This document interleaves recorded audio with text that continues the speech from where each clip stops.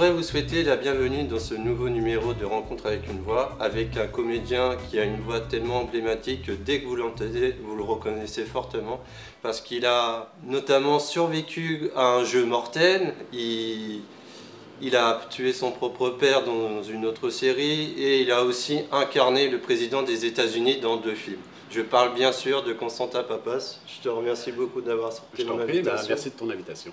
Merci. Et je crois qu'à chaque début d'enregistrement de doublage, tu dis une phrase ou des vocalises pour t'entraîner. Oui, absolument. J'ai toujours. Enfin, on est tous les comédiens en règle générale, c'est ce qu'on devrait faire au début. On devrait faire des exercices de diction puisque c'est quand même basé là-dessus.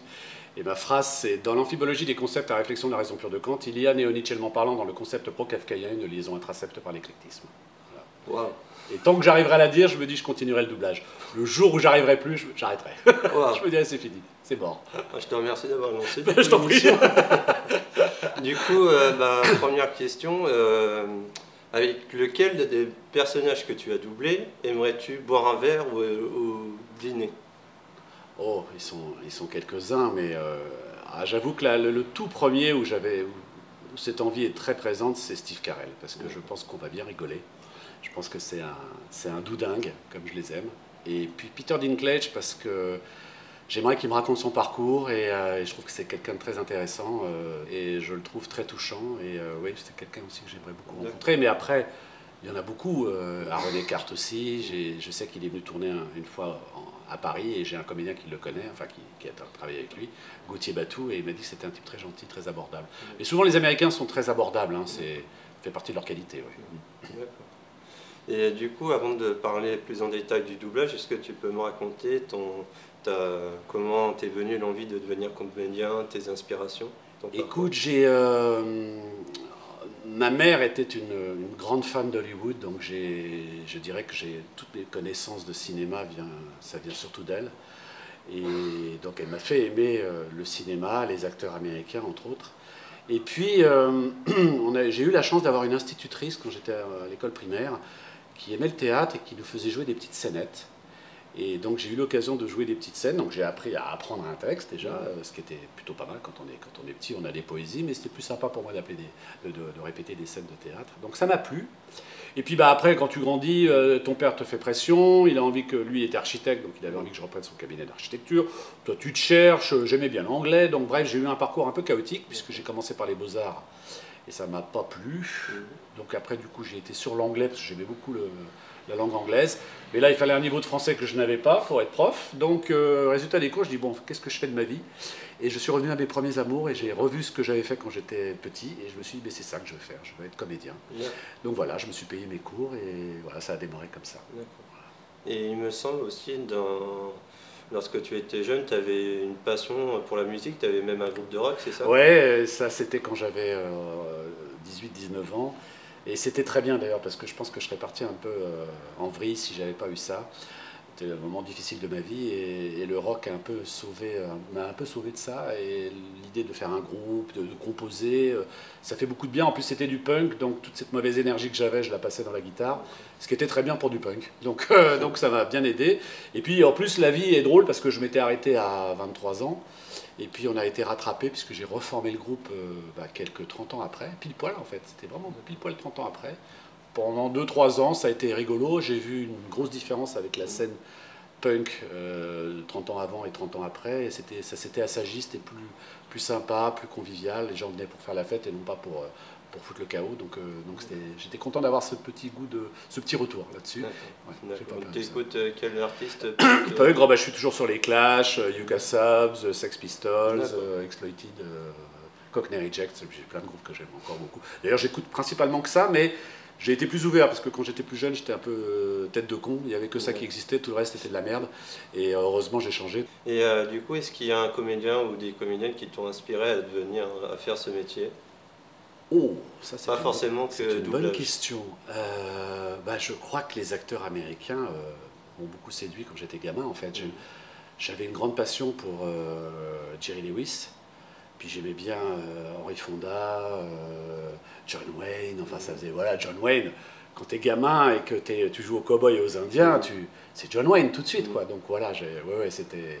Maintenant, Ils m'ont fait aimer ça. Après, j'ai pas forcément de modèle. Après, j'ai eu des modèles quand on a 20 ans et qu'on est en cours de théâtre. Là, on pense à Al Pacino, on pense à Dustin Hoffman, on pense à Laurence Olivier, parce que là, on se dit, waouh, ils ont un parcours d'acteur vachement bien. Après, on découvre Robert De Niro. Mais ça vient surtout de toi. Et voilà, tu es admiratif du travail de certains, mais tu n'es pas forcément inspiré par le travail des autres. En fait, tu fais ton chemin, quoi. D'accord. Et comment a débuté pour toi l'aventure dans le doublage? Écoute, complètement par hasard. Il s'est trouvé qu'à ce moment-là, j'étais beaucoup au café-théâtre et au théâtre. Je tournais pas mal avec une compagnie, on jouait des Molières dans les 4 coins de France. J'ai monté une pièce avec un copain, il avait écrit la pièce, on a monté ça, mais ça a été assez éprouvant, très fatigant. Les motivations de chacun n'étaient pas les mêmes, et ça c'est terrible parce qu'on tire les autres et on finit sur les rotules. Donc j'ai fini la pièce très fatigué. Et il se trouve que dans la compagnie théâtrale, l'autre où je faisais les Molières, il y avait une comédienne qui faisait du doublage. Et elle devait passer directrice artistique, donc elle cherchait un peu une équipe, des comédiens, et elle me propose, elle me dit, est-ce que tu as déjà fait du doublage, est-ce que ça t'intéresse? Je dis, bah non, je connais pas. Elle me dit, bah viens, accompagne-moi, je vais te montrer comment ça marche. Donc voilà, ça a démarré complètement par hasard, et puis j'en suis jamais ressorti, parce que du coup, c'était plus sympa, parce qu'à l'époque, je courais les castings, et tu tapes aux portes 20 000 fois, 30 000 fois, les gens te rappellent jamais, rien, tu cours après le cachet, c'est un cauchemar. Et là, dans le doublage, si ta voix plaît, si tu commences à travailler, les choses sont un peu plus faciles, les gens te rappellent. Tu gagnes bien ta vie, il n'y a pas de répète. Tu arrives, tu sais pas ce que tu vas faire, tu fais ton truc. Et ça, au niveau de l'énergie, je préfère ça. Je suis plutôt quelqu'un qui aime bien arriver, ne pas savoir ce qu'il va faire, tout donner tout de suite, et après, une fois que j'ai fini ma journée, elle est finie. Voilà, ça me convient très bien. Puis des fois, pour un rôle, ça va du coup de chance. Tu peux, par exemple, quand vous finissez une séance d'enregistrement, vous êtes encore là, et il y a une DA qui arrive, qui dit « Ah, t'es disponible ?» Tu me dites « Oui ». Puis au départ, c'est un petit rôle, et après, le personnage, ça arrive, au final, déjà, ça devient un grand personnage. Ça avait déjà arrivé, bien sûr, absolument. Oui, le hasard joue aussi beaucoup. Alors, de moins en moins, malheureusement, parce qu'on a moins de temps. La Covid est arrivée, donc tous les jeunes acteurs, jeunes, pas jeunes d'ailleurs, qui veulent faire du doublage, c'est plus difficile pour eux. Ils ne peuvent pas arriver comme ça, en improvisant, tapant à la porte d'un studio, parce qu'on a des normes sanitaires et qu'on ne peut plus faire comme ça, malheureusement. Moi, j'essaie de les aider à ma façon quand je peux, mais c'est pas assez difficile pour eux maintenant. Parce qu'après, pour obtenir un rôle, il y a aussi des fois les directeurs artistiques font le lien pour ressembler niveau corpulence avec le comédien américain. Absolument, bien sûr, bien sûr. Même terme de voix aussi qui colle, c'est ça? Absolument. Ils ont 3 critères. Enfin, c'est ce que je considère comme étant 3 critères.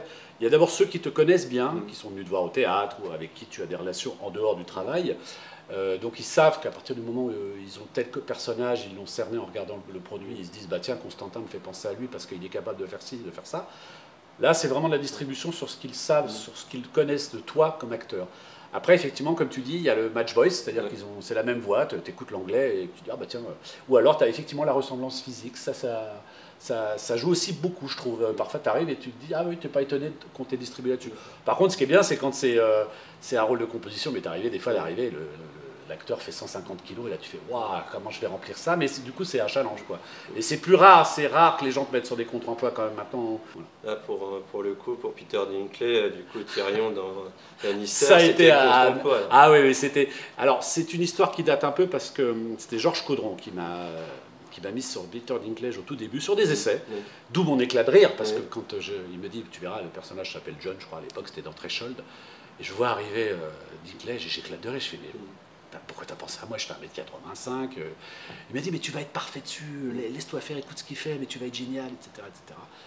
Et j'ai eu de la chance, j'ai été pris, et j'ai découvert effectivement cet immense acteur, où je voyais déjà dans Threshold ce qu'il était capable de faire et que j'ai retrouvé après au début de Game of Thrones, puisqu'il aime les femmes, les putes, l'alcool, il est dégénéré total, et j'avais déjà ça dans Threshold, donc ça m'a beaucoup amusé, et après effectivement il a cette évolution, il change, et c'était pour moi une aubaine, parce qu'il y a un tel travail d'acteur sur 8 saisons de Game of Thrones que j'ai vu son évolution, et c'était génial, donc je me suis régalé. Mais t'as raison, au départ c'est un choix étrange.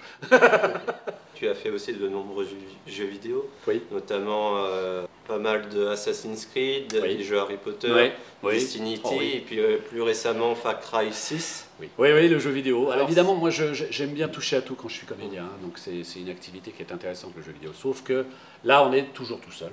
Donc là, il n'y a pas besoin de la Covid pour ça, on enregistre tout seul. Et c'est très fatigant parce qu'on enquille les fichiers. Tu imagines, tu as tu as un texte, et tu écoutes l'anglais, tu le fais, tu écoutes l'anglais, tu le fais. Donc tu ressors un peu fatigué, tu sais pas trop ce que tu as fait, on te fait répéter des trucs, parce que comme il va y avoir plusieurs versions, on va te faire, alors grenade, premier étage, grenade, deuxième étage, et tu répètes ça sur une vingtaine d'étages, tu vois. Bon, c'est pas forcément très intéressant comme pour le jeu d'acteur, mais c'est une activité, je trouve ça intéressant d'avoir une palette large, tu vois. Donc, après, en revanche, oui, tu as des jeux, je me rappelle, là tu m'as renvoyé sur Harry Potter, ça commence à dater. Là, il y avait des vrais jeux, parce que c'était pas des jeux de guerre, il y avait des scènes à jouer. J'aime bien faire des jeux quand il y a des scènes à jouer, voilà. Mais quand c'est des hurlements et tout ça, ça me fatigue un petit peu. Notamment, tu as fait dans le dernier jeu Star Wars Jedi Fallen Order avec notre qu'on a reçu, Adrien Lermande. Oui, oui. Tu fais les Stormtroopers. Oui. Et ça, j'aime bien, parce qu'il y a du jeu. C'est amusant de faire ça. Ouais. Ouais. C'est Medal of Honor, je crois. C'est fatigant. C'est des jeux de guerre, et on gueule tout le temps.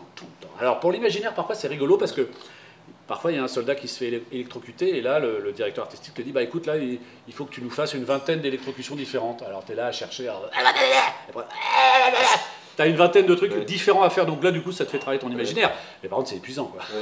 C'est fatigant. Une autre séance où j'ai cru comprendre que tu étais fatigué, parce que du coup tu as doublé énormément de manga aussi dans l'animation japonaise. Là je parle plus particulièrement de Yusuke. Tu as fait aussi bien la série et aussi les deux films, et je crois d'ailleurs que pour le premier film, tu n'as même pas pu réussir à terminer le film. C'est quelqu'un d'autre qui a fini les scènes de combat. Bruno Mine qui a fini parce que j'avais plus de voix à faune. La spirituelle peut aussi servir à ça? Non seulement elle peut le faire, mais c'est en réalité l'usage premier pour lequel elle a été créée. Ouah! Comme j'ai gagné le tournoi, je vais recevoir ma récompense. Je vais pouvoir assister aux championnats mondiaux d'arts martiaux à Tokyo. Alors c'est chouette parce que Yusuke était un personnage sympa, hein, mais il avait une énergie, les Japonais c'est des fous, hein. Ils sont fous, quoi. Donc ça gueule tout le temps. Et nous, on n'a pas trop l'habitude de ça. Et comme c'était en plus mon premier manga, j'avais pas trop l'habitude. Donc moi, quand je joue, je suis généreux, donc je balance, je hurle et tout. Maintenant, j'ai appris à retenir un petit peu, parce que si je veux finir le projet, si tu veux, il faut en garder un peu sous le pied. Mais mais Yusuke, c'est un bon souvenir, parce que c'était mon premier. Et on s'est bien marré. Tu as notamment joué aussi, prêté ta voix dans Shaman King, où tu as retrouvé Olivier Corral notamment. Bien sûr. Tu as aussi notamment doublé dans la grande saga des Chevaliers du Zodiaque, le rôle de Shiryu, le Chevalier d'Orient. En plus, j'étais très fier parce que c'était un produit qui était connu depuis très longtemps. Après, ils n'ont pas pu reprendre les mêmes comédiens parce que certains sont morts, d'autres étaient un petit peu trop vieux. Et tu reprends le flambeau et tu sais qui est passé avant toi, qui t'a remplacé. Là, tu fais, waouh, je suis très honoré, quoi. Très honoré.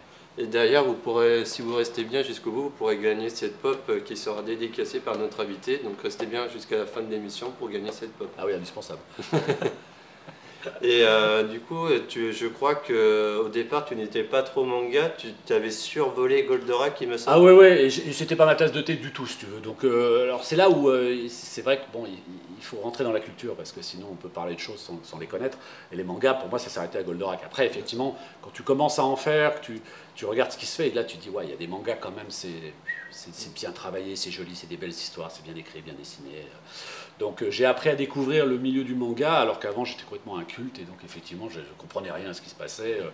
Voilà, c'était voilà, de la méconnaissance. Après, oui, c'est vrai, j'ai commencé à... Et je trouve, là, j'en ai fait quelques-uns là, récemment. Waouh, quoi. Les dessins, déjà, je les trouve plus modernes, déjà.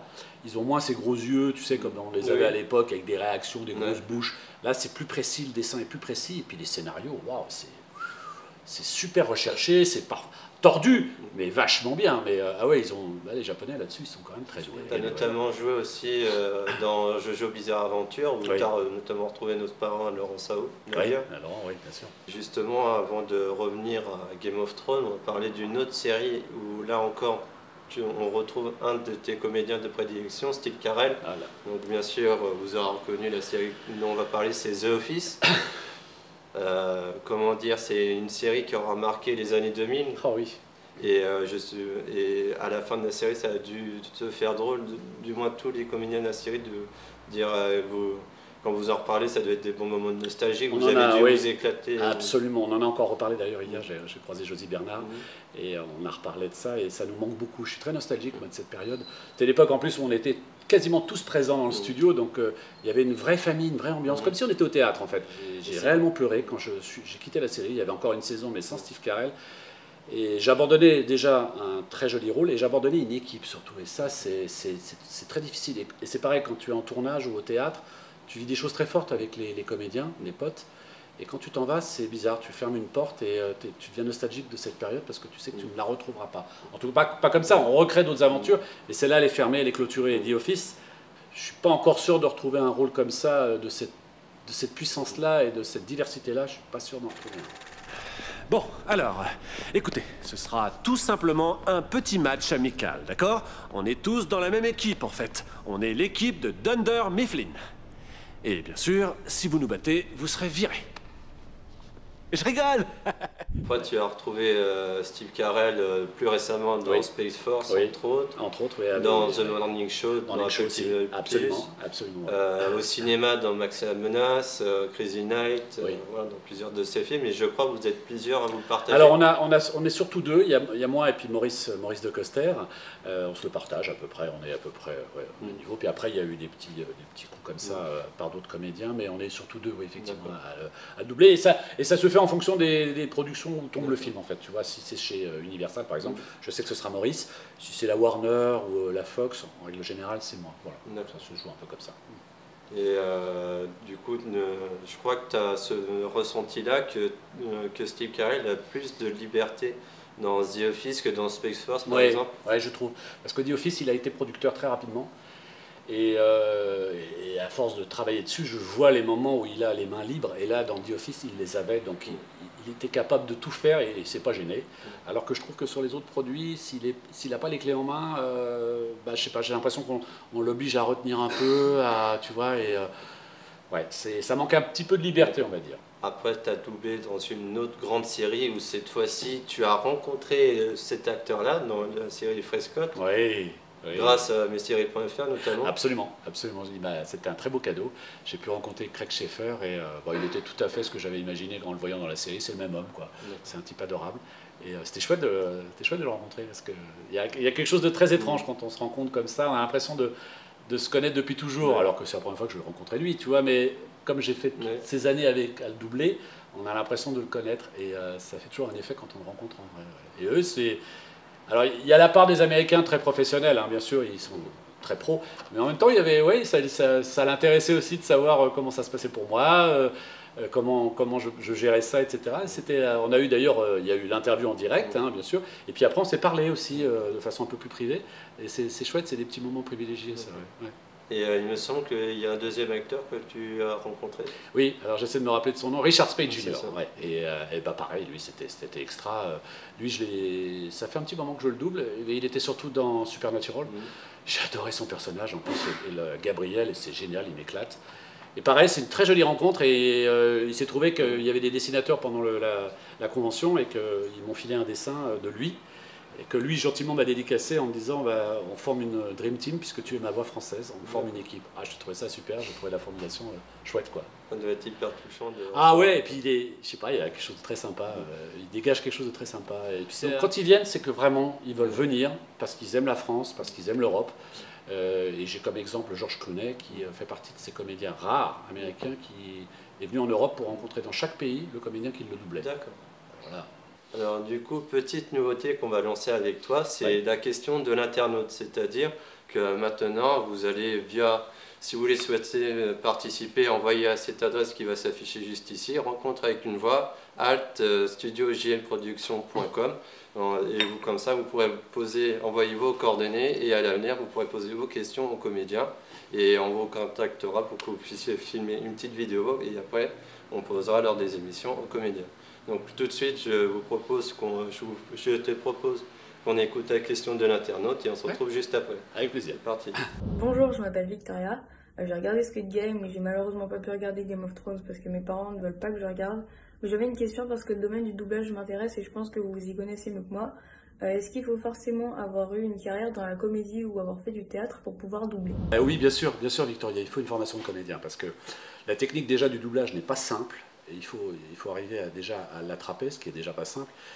Et si déjà ton énergie d'essayer de comprendre la technique et qu'en plus tu n'as pas le jeu derrière, ça va devenir compliqué. Et puis en plus, malheureusement, en ce moment, on a peu de temps.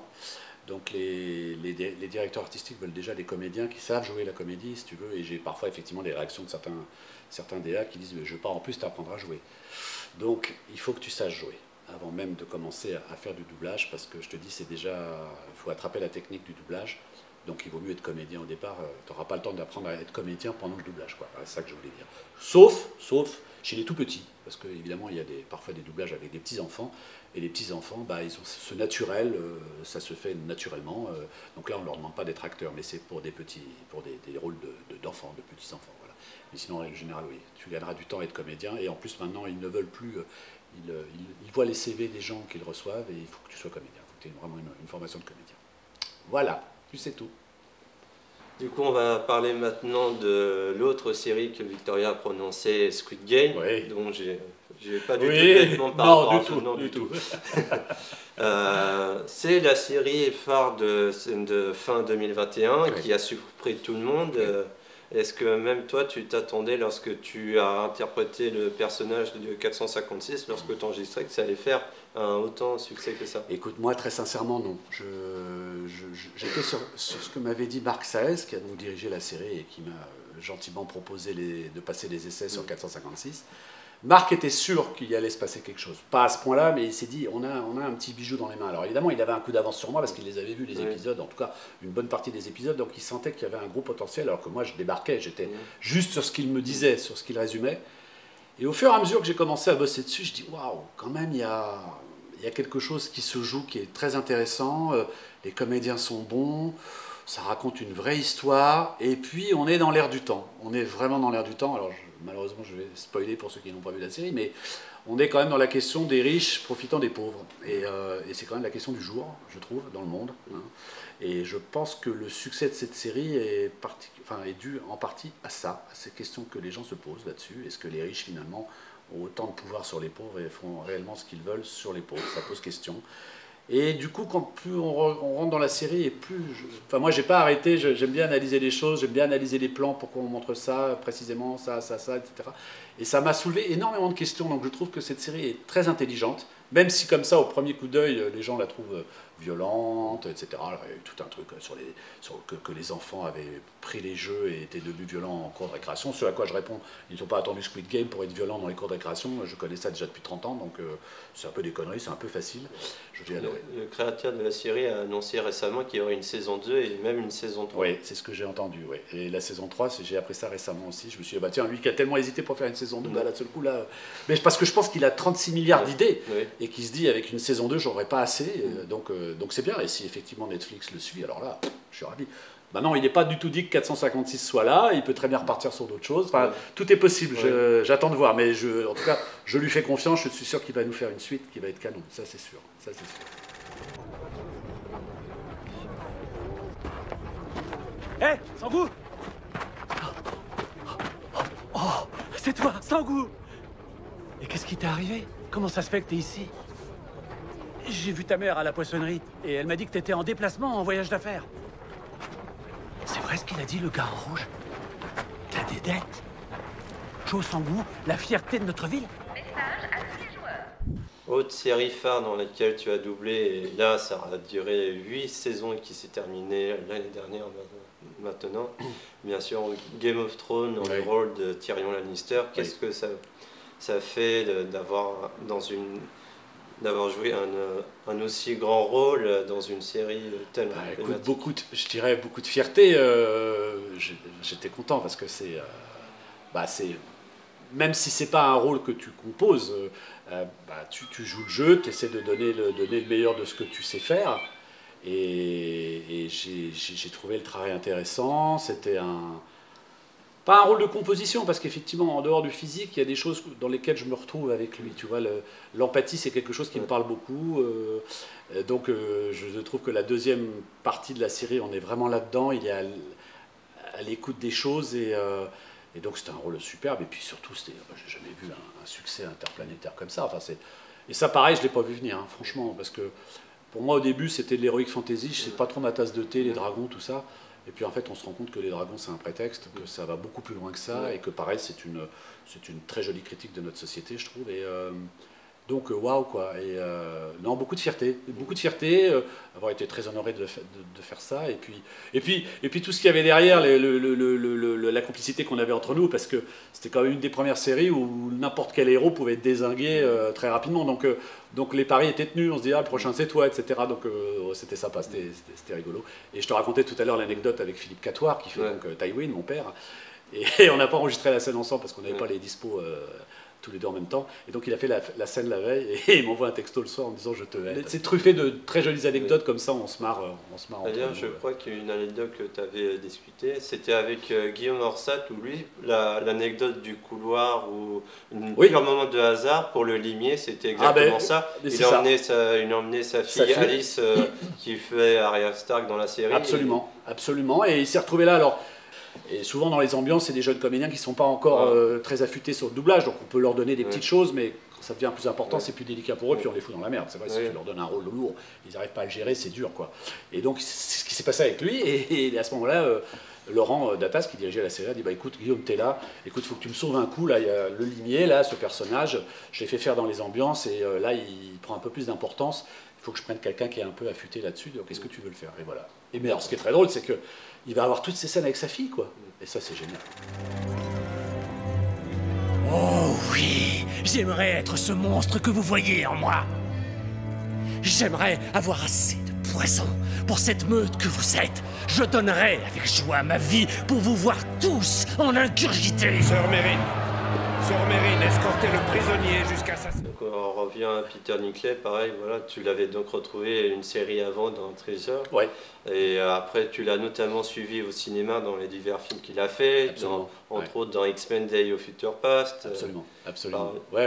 Et tout ce qui se rapporte pareil aux comics, à l'univers que tu aimes bien. Ah ça j'adore, oui, je suis très fan. L'une de mes grandes fiertés aussi, c'est d'avoir travaillé sur The Dark Knight, où j'ai fait Double Face. Et waouh, j'étais un lecteur des BD Batman, donc, et je trouve que c'est les meilleurs Batman que j'ai vus, parce qu'il a su rendre l'aspect très sombre du personnage, et j'ai trouvé ça bien. Je trouve d'ailleurs que Bale est très bien sur Batman. Et alors, je vais te raconter une anecdote, pareil, pour Aaron Eckhart, puisque c'est la première fois que je le doublais.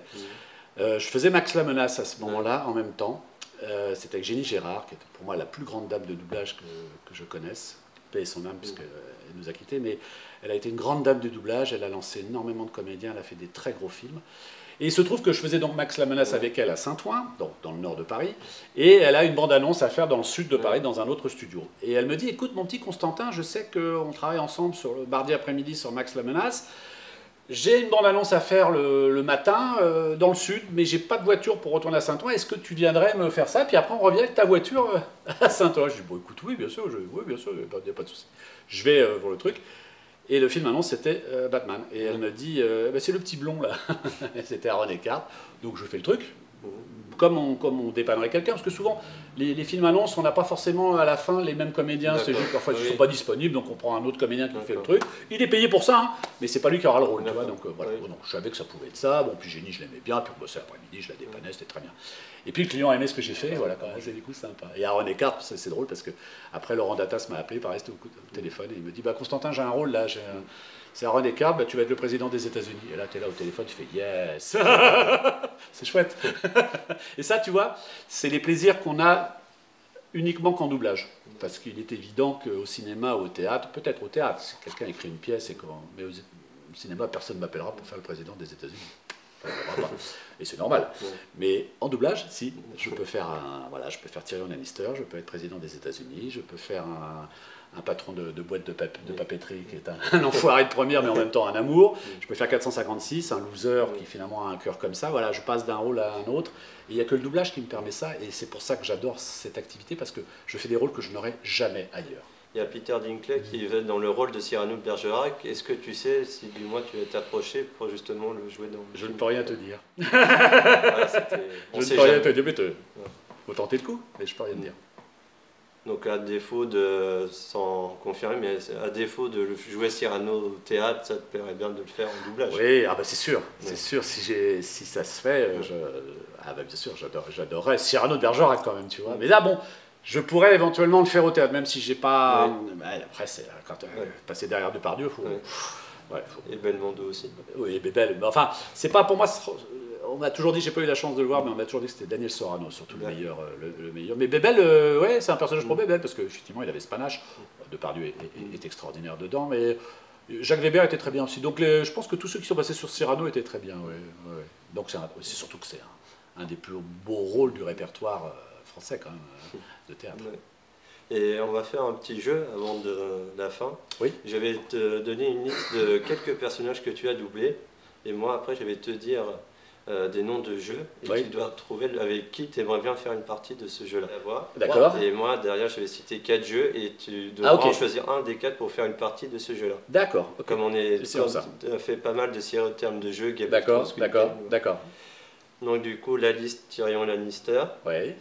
Scott Lang.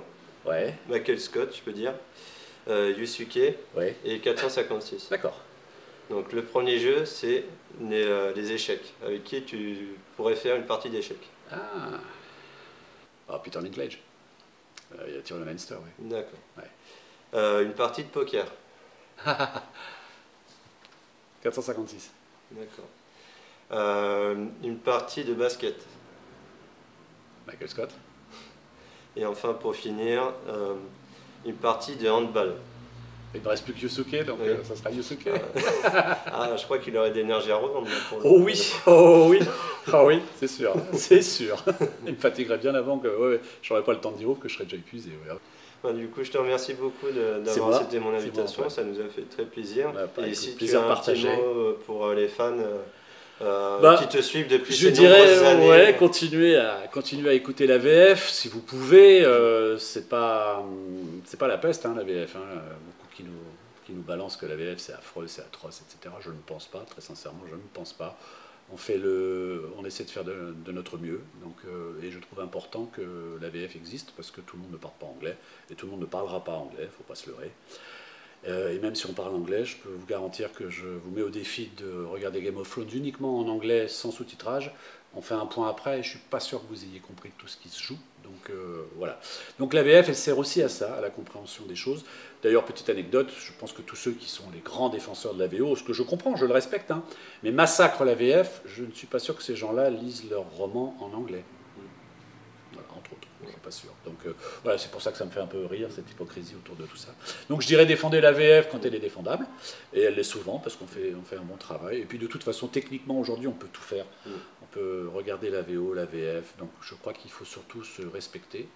Ceux qui veulent regarder la VF, laissez-leur le plaisir de regarder la VF. Vous avez envie de regarder en VO, je vous respecte, je vous laisse la regarder en VO.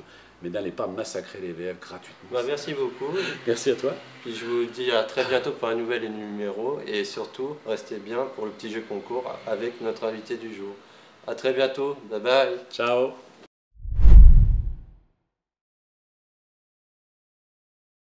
Alors, jeu concours, si vous voulez avoir la chance de gagner ce petit pop tout mignon des Chevaliers du Zodiaque, une petite réponse toute simple, enfin sur une question toute simple. Est-ce que Game of Thrones a été la première série où j'ai doublé Peter Dinklage? Donc réponse A, oui, réponse B, non. Donc bonne chance, ça vaut le coup quand même. Et puis surtout, n'hésitez pas à vous abonner à JM Productions, ils font un super boulot et je trouve ça très important pour la suite de tout ce qu'on fait dans notre travail. Donc merci à eux, merci de leur invitation, merci pour toutes les autres invitations des copains, c'est très gentil de leur part. Donc je vous dis à très bientôt et n'oubliez surtout pas qu'un Lannister paie toujours ses dettes.